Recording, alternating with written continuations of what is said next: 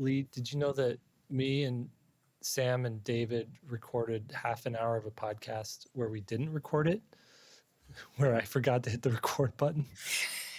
Yes, I remember. I'm so glad I wasn't on that one. It was so good too. Good discussion. It was good, but what we resulted with was good too. So Yeah.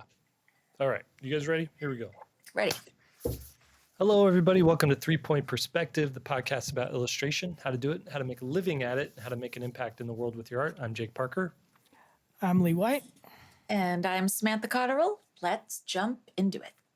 Okay. Today we're going to talk about starred reviews, and I actually have a presentation here if you're watching on the YouTube, but it's mostly discussion, so our podcast listeners will be able to follow along easily just as well. So the starred review, right?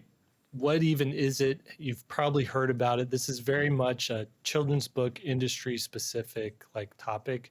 And we're going to get into the what this is, what makes it so important, and we're going to talk about it in our relationship with starred reviews. And we also have a little bit of an article where someone, I want to say kind of shooting from the hip, told all their, released an article with all their problems they have with starred reviews. Yeah. And then released a opposing version of it as well. So first things first, what even is a starred review? Well, a starred review is a book review that's marked with a star that denotes it's like a book of distinction, or it's a book that you have to pay attention to, or you should pay attention to. And the cool thing about that is oftentimes a starred review is going to increase media coverage of it. People are going to be talking about it. People are going to be sharing it. A bookstore is going to decide where to place it in their bookstore, depending on whether it's a starred review or not. And it can even affect sales of the book, though not always. Okay, but specifically, starred reviews are a key signal of quality and prestige in the children's book market. They influence everything from whether librarians are going to purchase a book or not. They have this list of books to choose from, which is thousands upon thousands. How do you pick which book to put in your library with a limited budget? So you look at starred reviews, marketing strategies as well for publishers. Publisher has only a certain amount of publishing money, budget. So they have to pick and choose which book are we going to push, the one with a starred review or the one that didn't get a starred review. And at any point during this presentation, you guys pipe in. If you've got a thought, just interrupt me and make it. Well, there's the obvious one, which is who's given these stars? Where are they? Mm-hmm. Yeah. And I think we're talking mainly probably with the main trade publishers. And so the ones I can think of are got Kirkus, which for those in the business. Hey, don't think I'm not going to cover this in my presentation, you guys. All right, I figured you would, but my mom gives me a gold star every time I do an illustration. So that's the only one that I care about. All right, Jake. Well, so you go ahead. What we're going to go over is the origins. How did this even start? We're going to go over the system, how it works. We're going to go over the impact. What are the ripples that emanate from a starred review? So first things first, origins. All right. Now, starred reviews isn't something that has always existed. They emerged in the 20th century, mid 20th century, as a way, like Sam was saying, for these trade journals or these magazines, newspapers, whatever, that would review books. It was a way for them to distinguish what was an exceptional title from just the general books that are coming out. They began as sort of like an editorial tool. Hey, we just need to kind of delineate. We've got a good book here, so we'll give it a star. It soon became like this shorthand for what's a book that is quality, what's a book that's important that you should pay attention to. And so, children's books weren't always a thing. If you go back to the 1800s, if you had a book, it was usually books were made for adults, made for people who could read, right? And it wasn't until the early 20th century that this market opened up, like, hey, let's make children's books, let's do comics, let's do, you started seeing like, hey, as more and more people are getting educated at an earlier age, let's make material for them and let's increase that and help that. So children's literature began to flourish in the early 20th century, and trade journals like Publishers Weekly started to include reviews of children's books, and that was to help the libraries, educators, and booksellers what to put in their stores, right? And then the mid 20th century, like I said, is when they started the Starred Review, and then all these journals started following suit. So it was Publishers Weekly that started the Starred Review, and then you have Kirkus Reviews followed suit, the School Library Journal, Horn Book Magazine, Book List. Are there any others that you could think of? Book Page. Book Page. And well, yeah, I think that's all I can think of. I think that's kind of got all of mainly the main ones that I can think of. Okay, so here they are. Kirkus Reviews. The audience for this is libraries and booksellers. Okay, those are mostly the ones picking up Kirkus Reviews. They're known for tough grading. A star from Kirkus is like a big deal, right? Yeah, I know that we've always talked with my fellow illustrators that if you can survive Kirkus, you can survive anything. So they're the toughest for sure. They're hard. Then you have Publishers Weekly, and the people picking up Publishers Weekly are like us three. It's industry professionals. It's your editors. It's your authors and illustrators. If I'm going to go read a publication about books, it's usually I'm looking at Publishers Weekly, because they're not just reviewing books. They're also like announcing book deals, and you get to see who's working with what agent, and you get to see which publisher and which editor are picking up which author and whatnot. But Publishers Weekly, one of the oldest trade publications, the reviews are brief, but people do respect. They're widely respected, these reviews.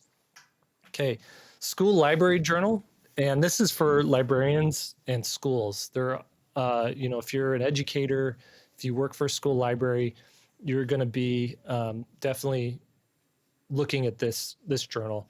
And they're focused mostly on middle grade stuff and picture books geared towards something that you would see either in a children's library or in a classroom, or something tangential to that. Sure. And I believe with School Library Journal, the reviewers for that particular area are librarians themselves. And I think it's an application process to be able to become one of their reviewers. So there you have librarians reviewing books for librarians, where you might not have librarians in the other ones. I'm not sure, but I know. That's a good point. Yeah. Book List. Okay. This is American Library Association affiliated. That was tough to say. But this is majorly librarians is the audience for that. So this is going to be your public school or your public libraries, not your school libraries, but like, your city library are going to be familiar with this, and they're going to be stocking their bookshelves based on what's influencing them from Book List. And then you have Book List. Just to add to that, Book List is the one service that has the most accurate record for sales. You guys know about Book List, sales reporting, and all that stuff? Yeah. Jump into it. Let us know. Yeah, so they're just like I don't know how they have all the data and stuff, but they put together all these lists about in terms of how many books have sold. Did they sell on a discount program, or did they sell from a school program, or just regular bookstores and stuff like that? So they put out, if I'm right, I know there's Book List and Book Scan, and I hope I'm not getting those confused. But anyway. Okay, cool. Well, and that right there is just to point out too that you can be in this industry and still have no idea. It's so confusing. And then you got to pay it, like if you do want information that our publishers actually get, because they keep tabs of all that stuff, it's really expensive. Like it's like company level expensive, not like $19 and you can get it. Book Scan is I looked into it because I was like, I want to know what the sales are. Could I get a monthly subscription? Well, you can't subscribe monthly. You have to do a yearly subscription, and it was in the thousands like I want Right. to say $6,000 a year to subscribe to BookScan. And I was like, oh, that's not in my budget really. It's not even possible for me to round up 100 people and convince them to pay $60 and let's all go in on a subscription for that. Share our Netflix password or kind of situation. Okay, lastly, here we have the Horn book, which is more on the academic side of things. Librarians, academics are going to be picking up this journal. It's deeply respected in children's literature, and it's very selective with stars as well. Okay, so those are the major review journals that award stars. And I want to talk about the review process, and Sam got into this a little bit, but typically what happens is you're working with a publisher on a book, and about 3 to 6 months before that book comes out, they're going to submit it to these journals for review. And what they're going to read is like a reader copy. It's like a non-final version of the book if it's more of a middle grade or a one of these chapter book things. They won't have a final cover. They won't have final graphic design to it or whatnot. But the meat of it is the book that's going to come out. And the same thing with children's books too. They might get like a PDF version of it or something. Sure. Can I just chime in there? Because it just takes me back to the start of, if you are like me and you are going into the industry, not really knowing how any of this works. I got my first phone call from the first book I was doing, and they said, oh yeah, we sent all these F and Gs. And, and I was like, whoa, wow, they're a little bit, their language, but I did not realize that they're called F and Gs. It's basically the book without the hard case cover. And that's usually what they'll send. And wait, but you know what F and G stand for, right? Fold and gathered. There we go. Fold it together. See? Boom. Sure. You thought you could just get me there, but you trying didn't. to stump you, but it did not work. Yeah, like a boss. And then and if they need a second set, they're called mofos, more folded and gathered. Moving on. But they will, and then when you have publication coming, you will often get a marketing strategy outline from the publisher that will tell you we are sending to, and they usually say the same thing, that we're going to send to all of these trade reviewers for potential review. And they're not always going to get reviewed by those reviewers. So I'm checking my, I actually didn't check my last book against all these reviews. I'm just now for the first time reading them. That was 5 years ago. Well, you get really, honestly, that's kind of the right attitude, Lee, because at the end of the day, it kind of doesn't, I don't know. I don't want to say it doesn't matter. We'll get into that later, but at the end of the day, you just have to keep your head down and keep working. And if you're worried so much about what everybody's going to think about it, that can kind of mess with you. Yep. Okay. So editors assign the title. Once they get these book reviews or these books into review, they'll start assigning them different titles to a reviewer, and that reviewer is going to write a 200 to 400 word review, depending on what the format is for that particular journal. So they have a roster of reviewers, and they'll go and distribute them out. Now, specifically, there's different kinds of reviewers. There's freelance reviewers, and these are authors, they're former editors, they're teachers, they're librarians, somebody with a deep knowledge in the field. So they kind of know what they're talking about. It's not just, some random person making a comment on Goodreads. It's like, these are legit people. You also have in-house editors, occasionally are going to be asked to do reviews. And you also have academic experts who are also going to do reviews. So these are people who have like a PhD in children's literature. And they're probably not reviewing for Publishers Weekly, but they might be reviewing for, Horn Books or something like that, right? Mm-hmm. Now, the review process goes like this. So the reviewers, how they're selected, it goes like this. So reviewers apply to a journal with writing samples, and they're going to tell them what their expertise is, what they're good at. I do children's books, I do middle grade, whatnot, and what they prefer reading. I prefer sci-fi, or I prefer, romance or whatnot. That's for like other books, but for children's books, it could be, I review the different kinds of children's books you're going to get, like biographical children's books or science children's books, or, just what I don't know, what are the other categories in children's books? All different kinds, right?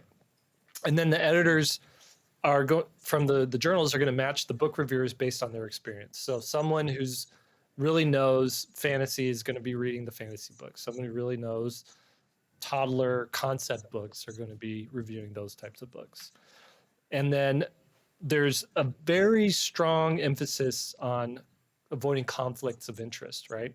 So reviewers are typically not allowed to review books by friends or colleagues. So you kind of have to disclose, oh, this book is by a friend, probably not going to want to review this.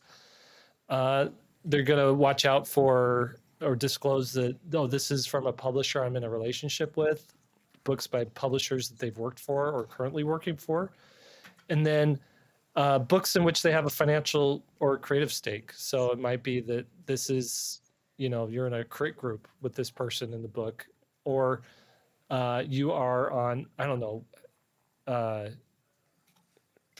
what would be a financial stake in a book? You work for a publisher that is publishing this particular book or something. Who knows? And then one thing too is that reviewers mostly remain anonymous. Every once in a while, you'll find out who a reviewer is, but main thing is they want to keep them anonymous just so that reviewers avoid backlash and you don't dox reviewers for,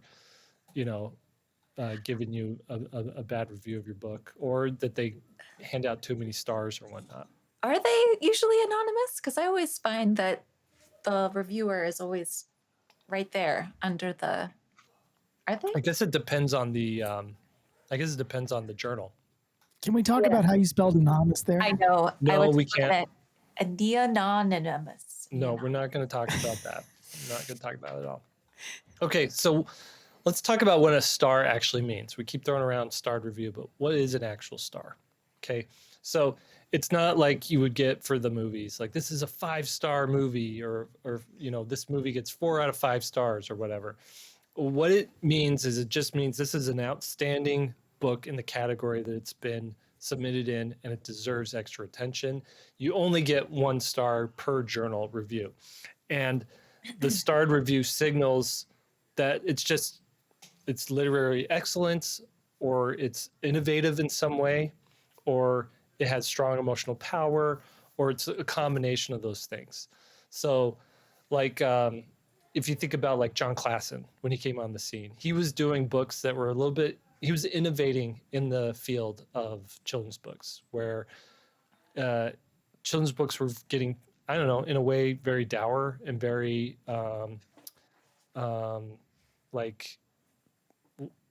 didactic, right? Mm-hmm. And people were using children's books to teach a lesson, and it's story time. And he's like, no, let's have fun. Let's introduce a little bit of silliness to this that we haven't seen in a while. Let's introduce violence. So let's have a character actually die, Yeah. Let's introduce creepiness, like him and Mark Barnett. They'll do stuff like, what's that one? The kid who's alone in the dark and he's creeped out about the dark, right? So just stuff like that, right? Mm-hmm.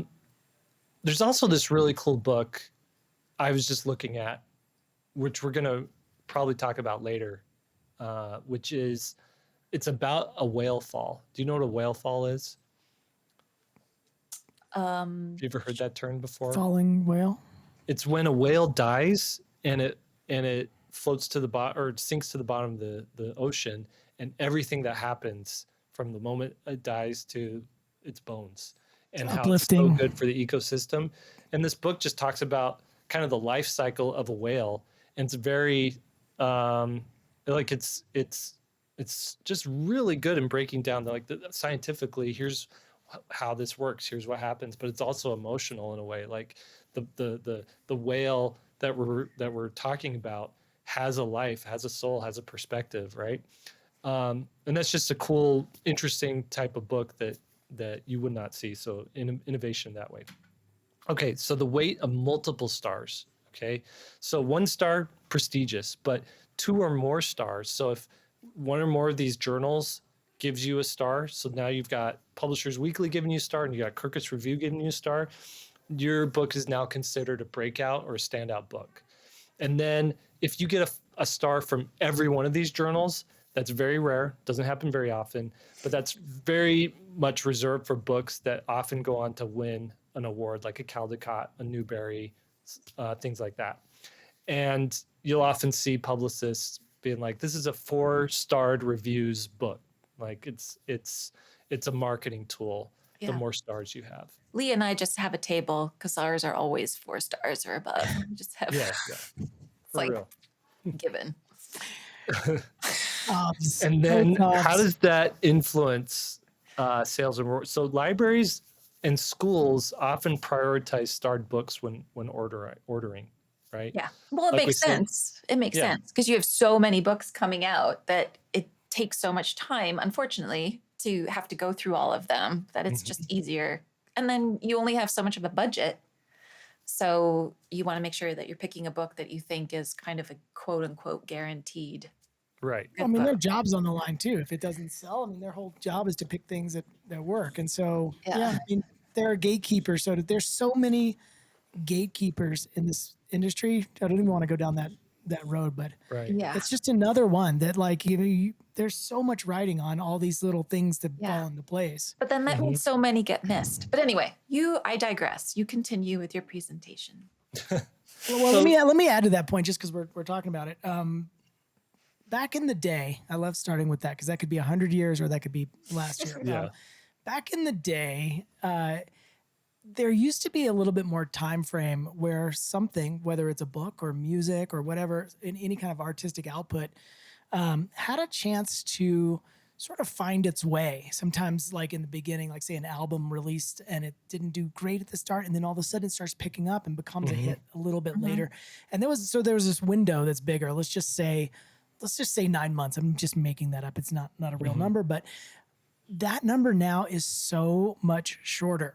Yeah. And so like you got like 3, books are released quarterly. And so you have 3 months and it better just be a standout hit from the get-go. Otherwise it just gets buried under this avalanche of new media coming out. And, there's not a lot of time left. And so it's a little bit unfortunate in my opinion that there's not a little more sort of gestation period for a book to find its audience. And so, but that sort of plays into this star too that we were just talking about. If you got this sea of stuff coming at you and a librarian or a book, somebody who orders books for a bookshop has to pick something, man, they have to use something. They can't read it all. Yeah. And I think that's where it can get tricky because, this is like 5 podcasts worth of material that we can be going over. But I just keep thinking about all the ones that are missed because, like what you were saying, Lee, it almost depends on getting these starred books because then there's a little more longevity to those that are starred because often you'll have like the end of the year catalogs, the starred catalogs. You will have repeated references to the starred books at conferences. And so there's more staying power with the starred books, whereas there may be some great gems that don't get starred that are just quickly lost. It's sort of a chicken and egg type thing too, is the book good and then gets a starred review and then gets more success or whatever, or does it come, maybe it was a marginal book and then its success sort of begets success for a book. Yeah. Or is it starred because of the time that book was reviewed? And does this book fit into the social narrative, the political narrative of the time that it was reviewed, that maybe in a couple months you would look back at it and review it. And maybe it wasn't a starred book after all, but it was more reflective of what they wanted to have showcased. Right. There's so many layers. So many I like layers. to tell myself that all my books would have been starred reviews and successes if it just had one more month on the shelf. Can I just tell you that again, we're going back to that thing of just completely not understanding and knowing anything when I first started. And looking back, I was really lucky that my first book got a Kirkus star. But again, agent called to tell me it got a star, and I cried because I was like, oh, it just got 1 star. Like I was thinking it was like a movie.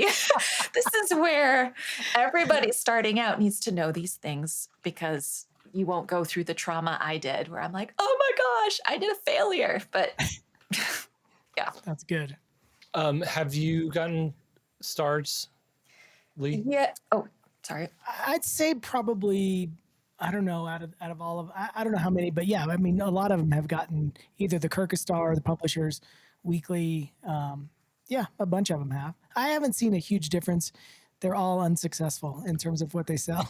Well, I think my least, so I have a couple Kirkus and School Library Journal, and I think maybe one other one, but though the Kirkus ones are my least performing books of all time. I mean, and that's where I think there's so much stuff to talk about, because that's where I think misconceptions can come in, where you get a star and Right. then you think, oh, it's going to sell so well. And then you Right. have this, anyway.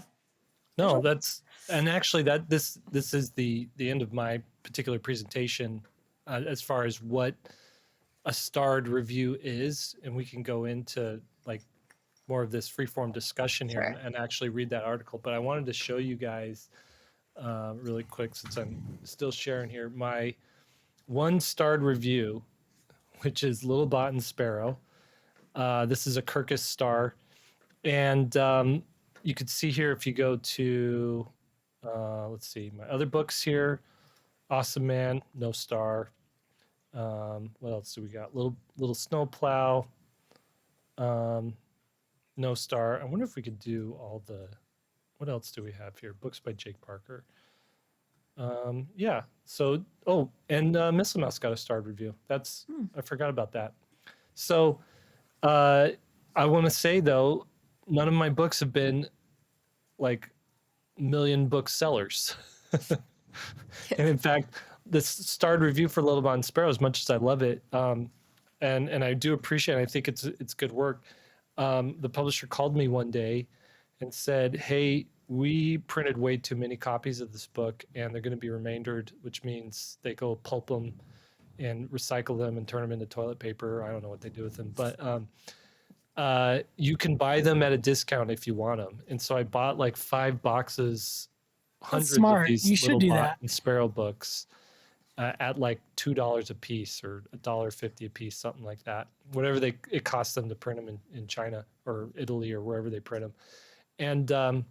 And then I was like, well, I'll just sell them on my website. Well, they didn't sell on my website either. So I gave them away as like Christmas gifts and baby shower gifts and stuff like that. And then recently my wife is like, you know what? Let's just simplify our life and get rid of these books, and let's donate them to schools. And so I donated them all to my elementary school that I went to growing up and another elementary school in the area. Both are these real, like, they are just, they're kids that go there that need books because they can't afford them. They don't have access to books. And so I did that with all the books that I bought and just got rid of them all like 2 weeks ago. So that was, How would you have felt if the school's like, no, we're good? Yeah, I know.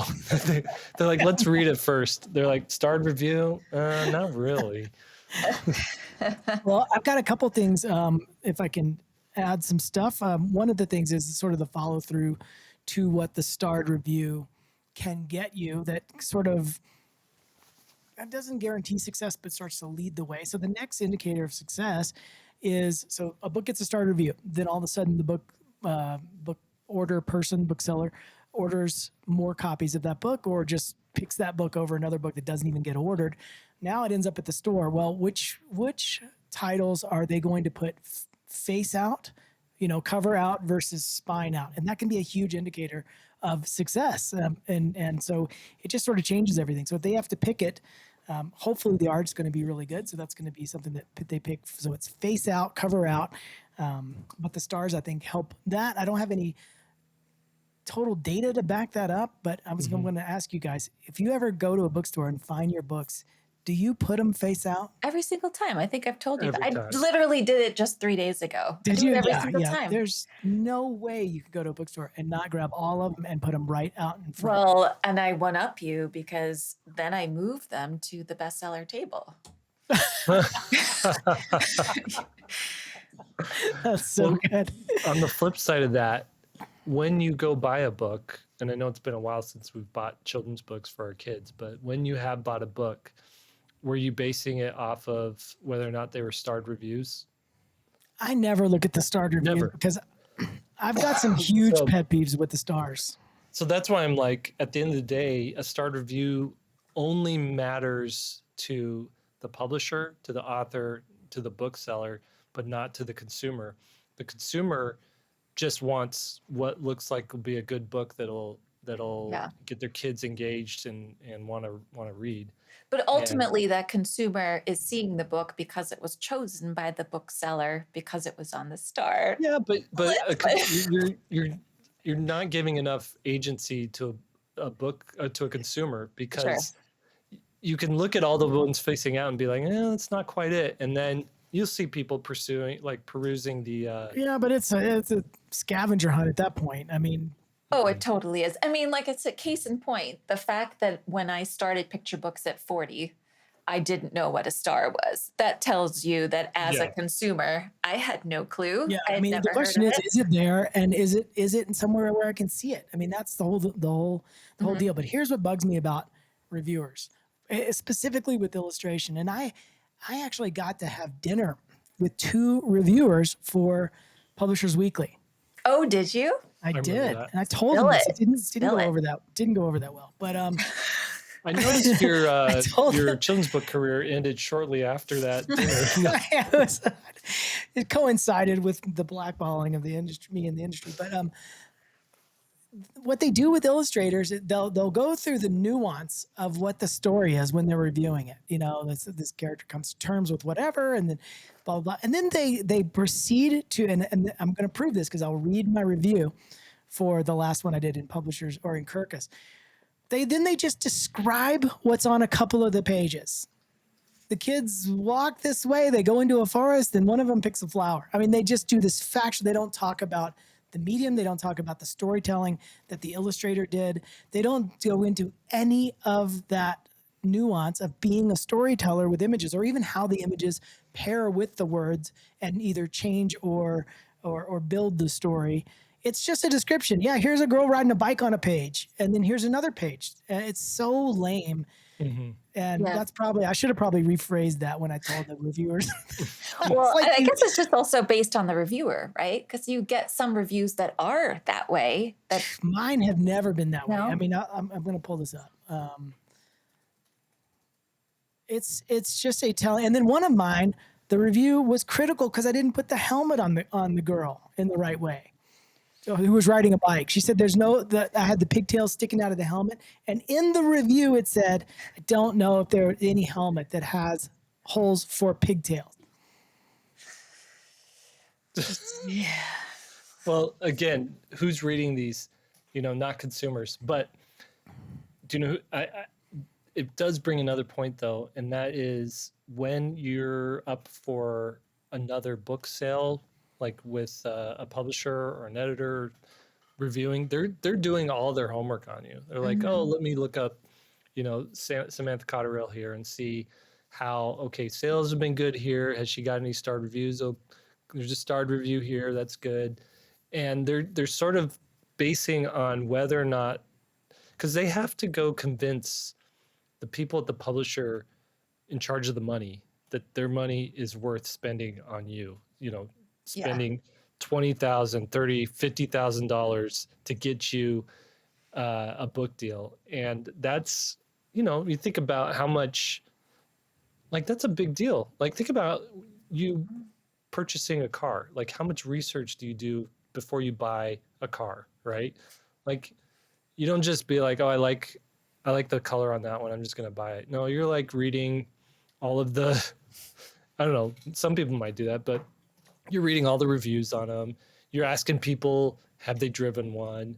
You're like, you test driving and stuff like that. So if we have that much scrutiny for our own purchases, you got to understand that an editor and a publisher has that much scrutiny when they're picking who they're going to work with. Yeah. Yeah.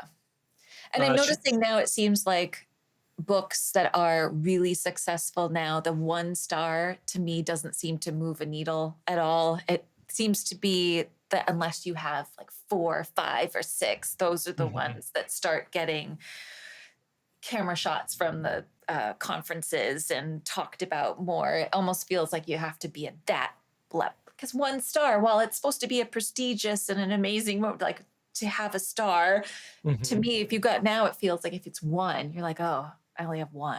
Like, what's the Michelin star rating system for restaurants? How many is that? I think it's 4 is the max. Is it 4 or 5? Is it 5? I've never seen a Michelin star. You should see how I just tried to spell Michelin. Wow. I want to read this article by this lady though.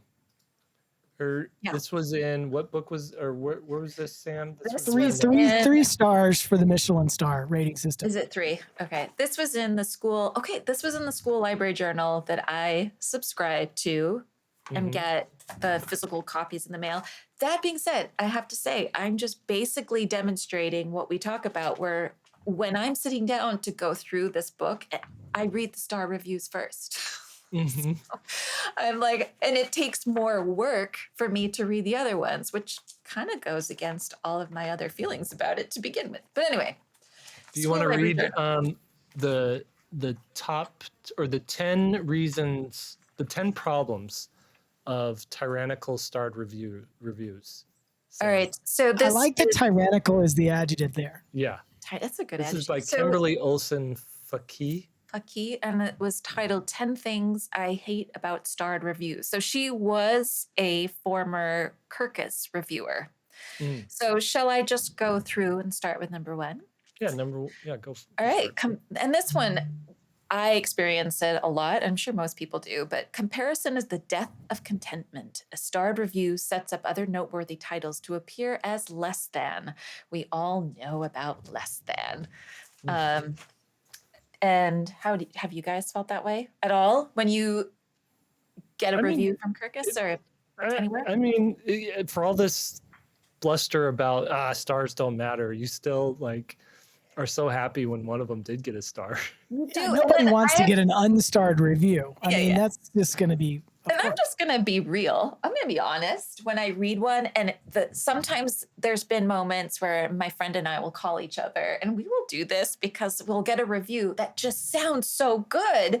And then you're like, but where's the star? How come it didn't get a star? I mean, the review, like, how much better could the review have gone? And then you go through this moment of, why didn't it get a star? It should have gotten a star. I mean, it just plays with your, and then here I am feeding into that because it's this weird like validation of I did a good job because I got a star. I don't know. Well, we don't have any other way to validate other than sales, which we know that there's good books that don't sell well and vice versa. You know what I mean? So how you got to hang it on something.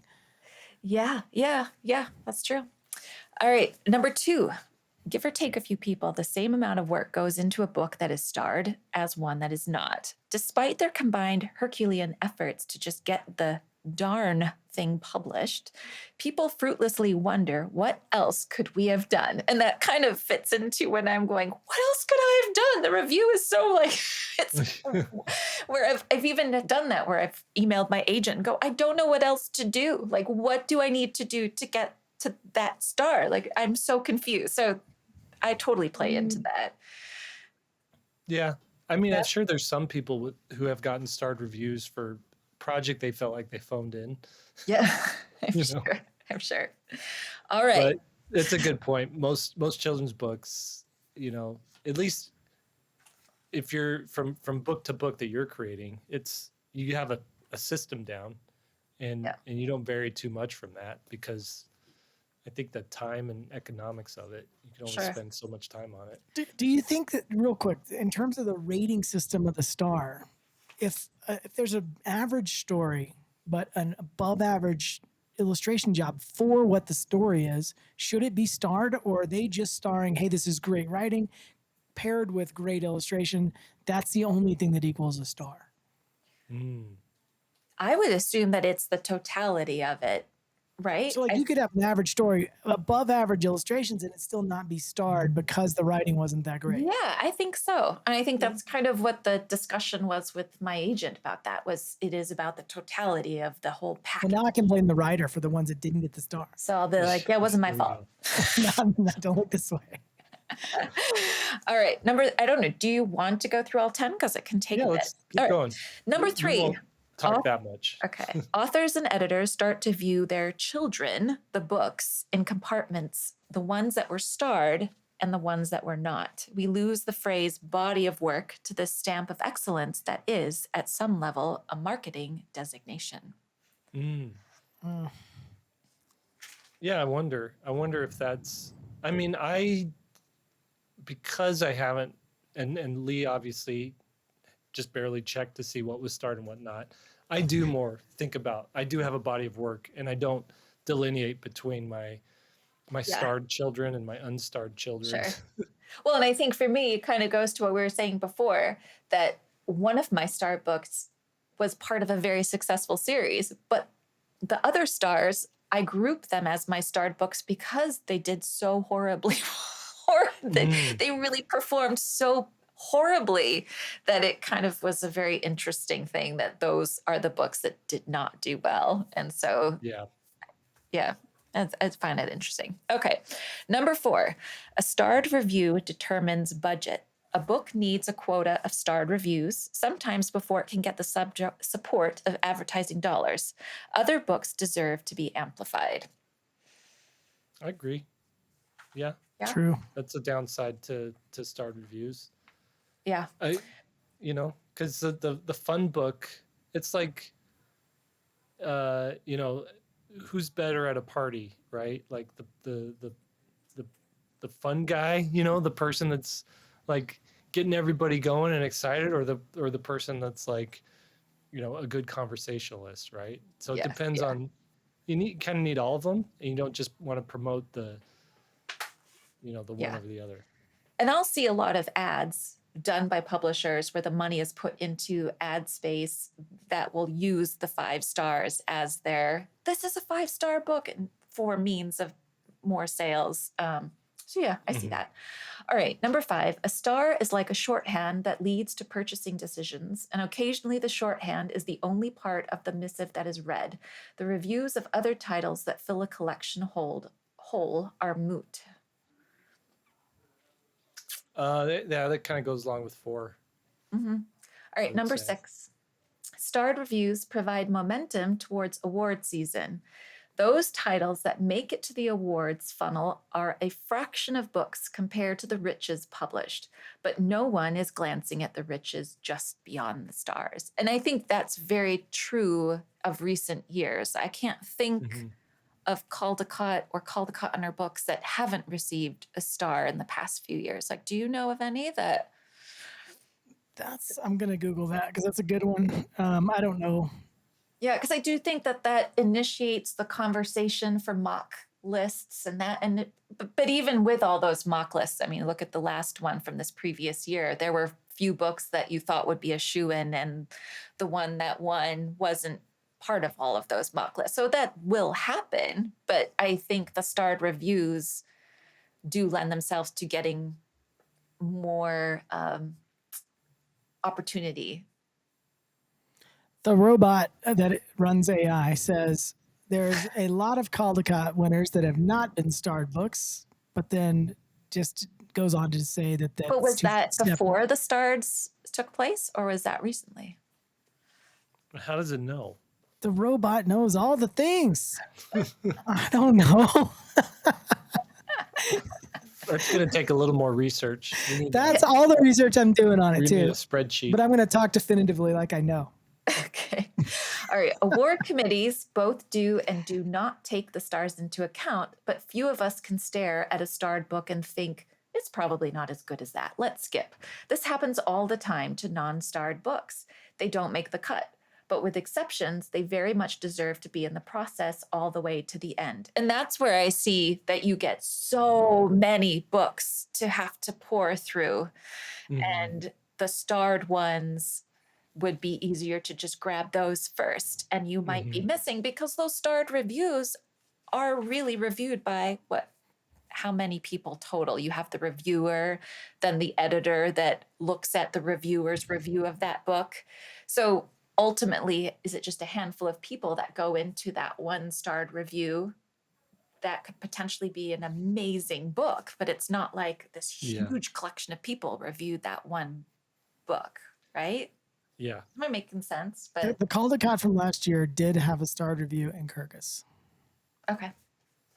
So I'm gonna go down through that's a it now. sample size of 1 in our research so far. I'm getting ready to have 2. Hold on. I have some opinions on 8. You want to read 8? Yep. Sam? A starred review is a snapshot of several opinions at a given moment, and yet the star is forever in the book's life. But sometimes a starred title does not stand the test of time. It may be that politics, styles, attitudes, or knowledge bases have changed, or even that the best book of that month is not necessarily the best book of that year, which we kind of touched on that. Yeah. So what I think there should be a literary journal or something, some sort of review thing that will review books from 5 years ago. And give and just look at how everything shook out and what really stands the test of time, what's really the book people are still talking about. And then, in 2025, we're announcing the 2020 Starred Book Awards, and we're giving 100 stars to these 100 books that have stood the test of 5 years, or maybe a 10 year or something like that. Yeah. And what's interesting is that I also subscribe to Publishers Weekly. This is all the magazine subscription stuff that I've talked about before. Yes. But you see the New York Times bestseller list, and you usually get those kind of the award-winning books will pop up. But the Publishers Weekly top 10 lists, whenever they come, it always fascinates me because you'll have all these starred reviewed books, but the ones that fill the top 10 are still all the Hungry Caterpillar, they're all those classic ones. Chicka Chicka Boom Boom. I mean, so they still fill up most of that space, which does make you wonder, all right, kind of what Jake was saying before with the consumer that's actually buying the books. Okay, all the way back to 2018 to present, 2025, everyone, Caldecott has a starred review. So you might even posit at this point that if you think you're going to win a Caldecott, you've got to get the star first. So don't expect that phone call. I'm going to go through all of these now, all the way back to 1910. All right, number 9. A starred review casts a book creator's entire body of work in a lesser light. Starred reviews by various authors cast the same doubts on the non-starred ones, and many of those are worthy, glorious, perfect books. I don't agree with that one. I don't think that's... I don't agree with that one either. I think she needed 10, and she's like, I got to come up with one more 9. We'll do this one.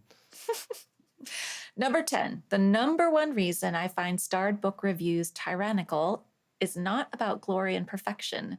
The starred book will find readers. The one right next to it, without the star, may never find the one reader who needs it most. Maybe. Well, the problem is, though, so you take the stars off, it's still the same problem for all the books. Right? Yeah.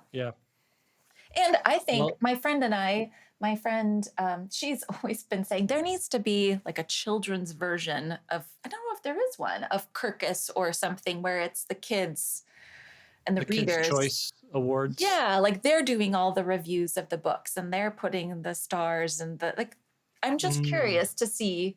It would be neat to have that where the readers themselves are ranking like. Well, yeah, or there should be at the end of the year a survey from librarians and say which one of your books that you ordered this year are the most trashed, like have the most rebinding that you have Yeah. to do, or you have to order new ones. Yeah. And that should be a metric of how good the book is as well. Oh yeah. Well, it's like you look at Sandra Boynton, and she even said that in an interview that I never get stars. I'm never going to get Mm-hmm. great reviews, but I sell very well because Yeah. she knows how to write for her audience. And yeah, Yeah. she's just, so This last paragraph, her closing statement, they cannot all be stars, so maybe none of them should be.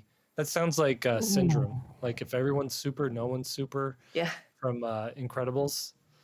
So apparently this thing had a little bit of backlash, and she had to post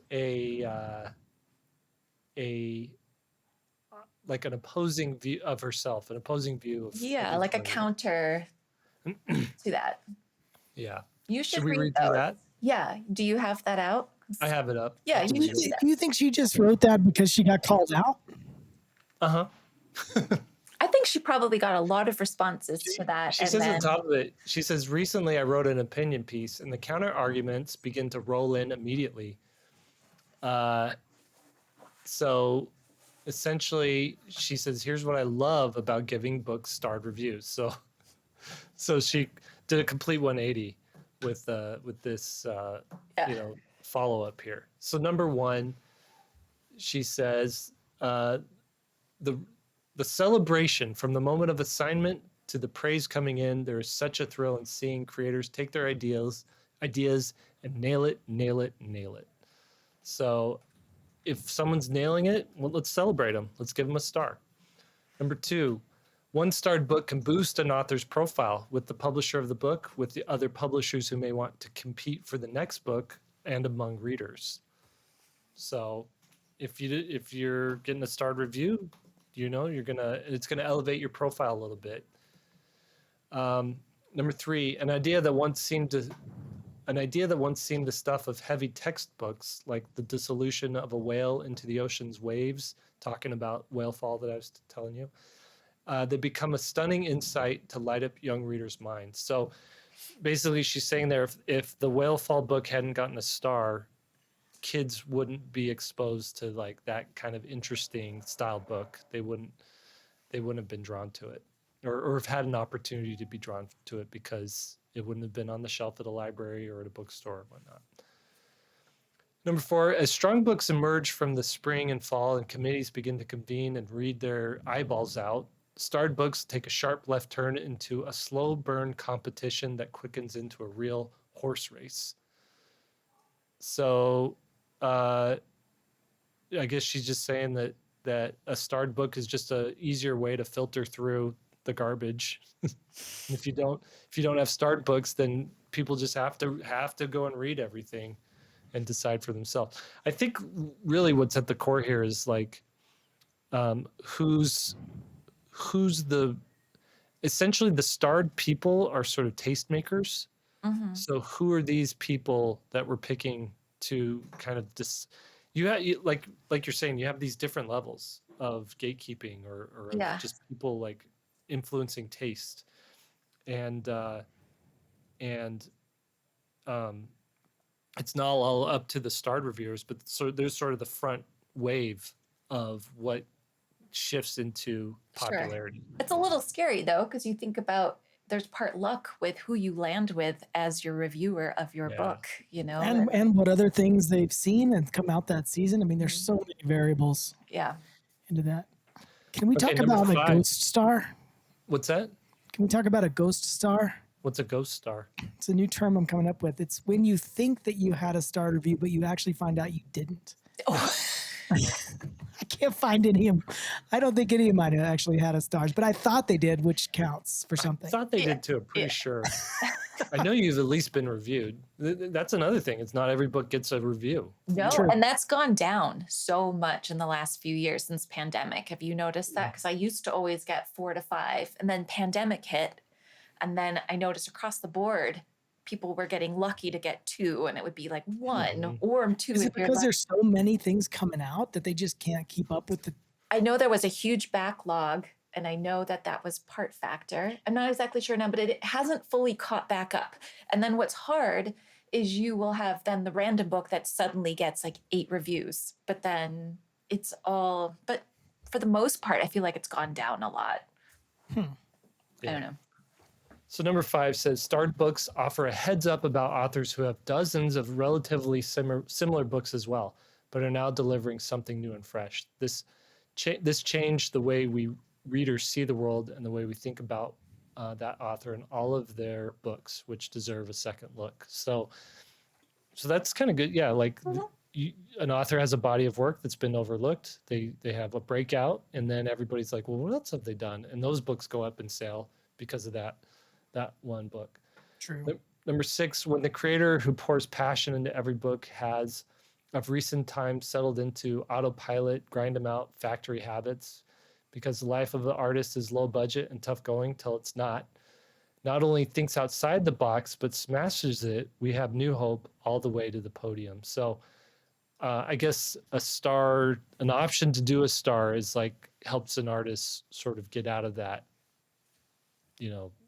that plateau that they might be finding themselves in. And I mean, let's be real, we do like a little boost, because if we are with our head down working, I'm sorry, but I do need a little attention every once in a while to keep going.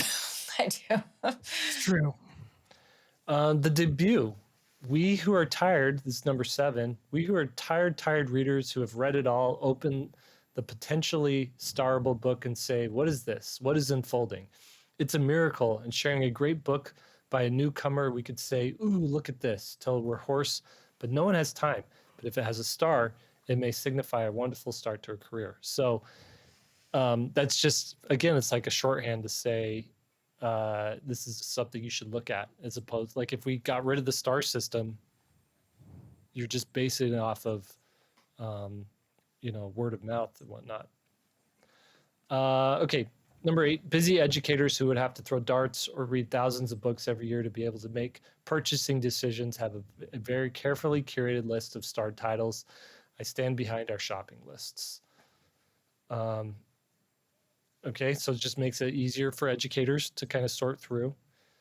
And even before we were working remote, authors and their readers are often separated by miles. A starred review is a little good news telegram from our editorial planet to theirs, where they work in isolation on a project that is literally years from finding its public. You're welcome. That's, again, I think towards the end here, she's like, I got to come up with 10. Yeah. So a starred review is a great way to pat someone on the back. How many ways can I say? Yeah. Good job, author or illustrator. And then number 10, the final reason I love starred reviews is because awarding them is just plain nice. It's a hard and often cruel world, but bestowing a star is still one of the easiest ways to pat an author on the back, expand readers' minds, and make sure our hearts are still beating for books. So it's good for the reviewer too. Pat an author or illustrator on the back. Yes, don't forget, lady, there's Don't forget the illustrator. illustrator. You did a good job. See, it all comes back to your mom giving you a star. That's what it all comes down It to. does.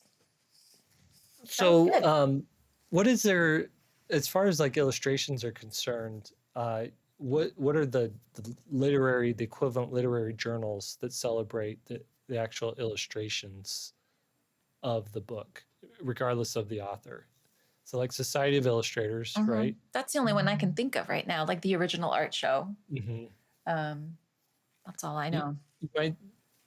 Is Spectrum still a thing? I don't know what you're talking about. I haven't heard of Spectrum in quite a few years, but yeah, it doesn't mean much. Spectrum's more for like fantasy and sci-fi stuff, but if you have a children's book that falls under that genre, you could get more. I tell you, I do wish that there was a rating system for just the illustrations, how the illustrations related to the text, but not commenting on the text. Mm-hmm. Yeah. And how, because that's sort of our job is to tell the story in a meaningful way, or even clear up sometimes murky writing. Yeah. It should be like, we need a little attention too. What if we come up with a star? The SVS star. Here's what it is. It's a white star, a black star, and a gold star. So a white star is if the writing's good. a black star if the illustration's good, and if they're both good, it's a gold star. I like it. It's some I kind like of, it. Or that gold, is silver, such a bronze. I slight don't to the know. person. Like it, the writing's not good, but this illustration is awesome. So Well, black star is like 5 times the size of the white star. yeah. But imagine you're an author and you're like, hey, I saw your book got a star, a Kirkus star. You're like, yeah, but it was for the illustrations. I actually had a book that I did, a YA novel that I illustrated that won some awards at the ALA thing that year, but it was all for the writing, nothing for the illustration. So people were congratulating me like, yeah, I didn't do anything there. I know. Same here with like a New York Times bestseller. Like Awesome Man was a New York Times bestseller because it was written by Michael Chabon, right? Who's a Pulitzer Prize winning like novelist or whatever, and it was his first children's book, so of course it's going to sell well. And I have like ridden that as far as I could write it, and I'm a New York Times best-selling illustrator. Hey, I have a just book on the needed New to York be it Times. one day, and then you can have it on. I'm waiting for that one day. Well, and I mean, he could have had any illustrator too, but everyone decided I'd be the perfect fit for his project. So there's that, I guess. There you go. There you go. Anyway. All right. Should we call it good for today? Let's put a star on this one. Yeah. Big star. I'll tell you what, if you're on YouTube and you've listened this far and you like this episode, give us a star. Give us as many stars as you think this episode Well, deserves. I would also like, if people are on YouTube and they're commenting, I'd like to hear if the star has made a difference in your purchasing interest or your patterns, or And Yeah, how I'm just many curious. people know what F and G's are? I would like F to and know. G, man. Well, they know now. F We and know now. G. That took me a long time to learn what that. I'm just saying. Get your F and There's G's an out of here, animation. bro. In animation, there's this acronym. I forget. This is in 3D animation. There's an acronym that's I forget what it stands for, but it's DOP. So they just call it a dope. And they have a sheet that goes with it. It's called a dope sheet. And I always liked saying, whenever that came up in the meeting, I'm always like, man, that is some dope sheet. That's why we love you. All right, everybody. Thank you On for that joining note. us. 3-Point Perspective is made possible by SVSLEARN, where becoming a great illustrator starts. Your hosts today were Lee White, Sam Cotterill, and I'm Jake Parker. Special thanks to everybody involved in SVS to make this podcast possible. Our podcast producer, Daniel Tu, our team manager, Preston Smith, keeper of the curriculum and community, Austin Shirtliff, our show notes wrangler, Lily Howell, our chief operations officer, Lisa Fott, and our illustrator, Annalise Black. Now, go draw something.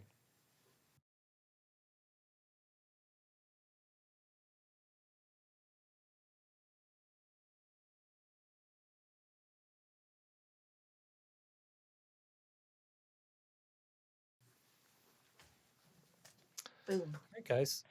That was good. Yeah, thanks for the lively conversation. That was good. Very impressive slideshow.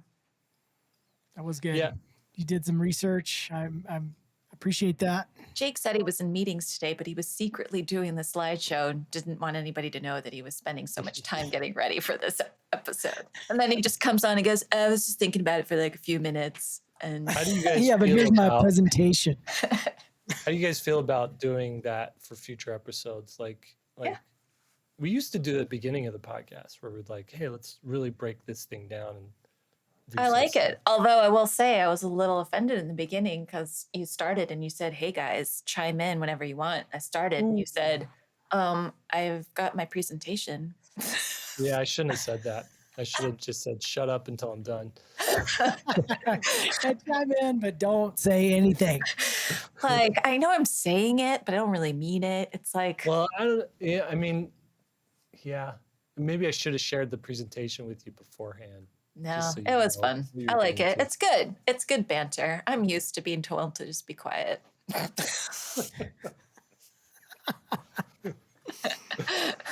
Oh, man. So am I, actually. This is the one place where I can just talk and talk and talk. the joke in my house is my kids are always like, Dad, not everything has to be a podcast. Because I'm like, I'll just start talking. They're like, Dad, come on, enough. I could just imagine then, like, all right, let's get my slideshow on. Thing. And my wife is so good at like calling me out on BS. And she can tell when the kids ask a question and I know just enough to sound like what I'm know what I'm talking about. And she's like, you actually don't know what you're talking about, do you? I was like, Nice. I'm about 50% on this one. Too funny. Hey, how's your move going? My what? Your Move. what? Oh, we're not gonna list the house until June. Okay. Until the end of June. So right now we're just getting stuff, getting the house like pretty. Is it looking nice? Yeah. Like we had a gate that wasn't working and it was like needed painted. So the guy came out and welded it so it would like be straight and stuff. Fixing little cracks around the foundation, like just cosmetic stuff. There's not Is this the anything- geriatric part of the podcast? Yeah, I know, for real. I should stop recording. Talk about